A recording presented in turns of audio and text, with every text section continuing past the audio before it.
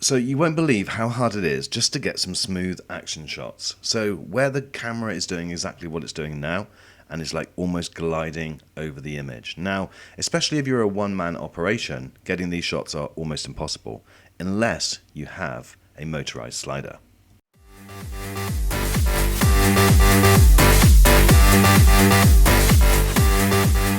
So up until recently, we've been using a manual slider for our videos, and we've been either putting our iPhone or our DSLR camera in there. Now, these are okay, but they're really hard to operate. You don't get a smooth image. You normally have to slow down the footage.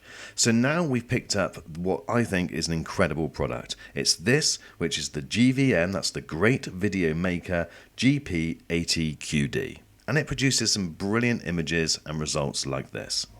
So there's absolutely no way that I'd be able to achieve this type of effect with a standard slider and operate the Echo Show myself. Now, this is a slider which has got multiple different uses, and I'll go on to some of those in a second. But you can even do things like set it up on a step and it will rise and fall. Now, there are other sliders available, but things like Edelkrone or Rhino, they are thousands of dollars, thousands of pounds. Now, this is a fraction of that, $359.99 in the UK and $369.99 in the US.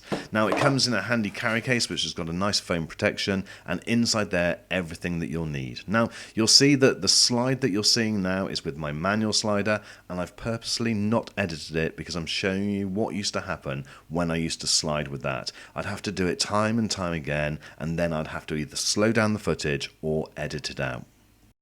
The build quality of this slider is first class. Everything feels sturdy, rigid, and it's not going to break very easily. Now, the poles are actually made of carbon fiber, so although they're very, very strong and they can handle a decent weight, they're actually quite light. In fact, this just weighs 5 pounds, which is 2.27 kilos. Now, it will take a load bearing of 11 pounds, which is 5 kilos, so that will handle even the biggest cameras with big lenses on top. Now, you've got the attachment on the top there, different screws. It's got a 1/4 inch attachment or a 3/8 attachment, so therefore, depending on what you're hooking it up to, you shouldn't have any problems at all. And then all you need to do is plug the power cable into the actual motor part or the actual controller part, and then you're good and ready to go. The motor is advertised as a silent motor, but in theory you can hear a little bit, but certainly not enough to come over on the footage that you take. Okay, now there's a couple of very, very simple things that you can do with this slider which take hardly any adjustment. Now, if you've got the middle bar straight going in the middle, then it will just take a straight slide, so the camera is not moving at all. But if you actually adjust the two red screws that you can see on either end and either push them up one side and down the other, then you get this effect, which is the panning, where you can see it maintains the focus. Or you can have the opposite effect, which is a panorama, so therefore you'll get a 120-degree panorama. So a couple of simple things just by adjusting the screws. The controlling device is really easy, very, very simple indeed. You've got various different modes, which I'll go into maybe another time, but certainly in the first setting you need to tell it the beginning and the end of the slider, so it doesn't actually know how long your slider is, so it will keep on going indefinitely. So you do need to tell it to start and to stop.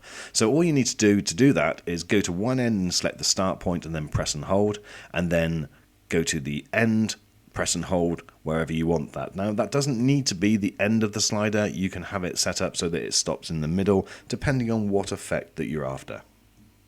So you can set it between two different points, and here I've got it in loop mode, so it's literally just rotating backwards and forwards from the 2 points that I've set it to start and to stop at.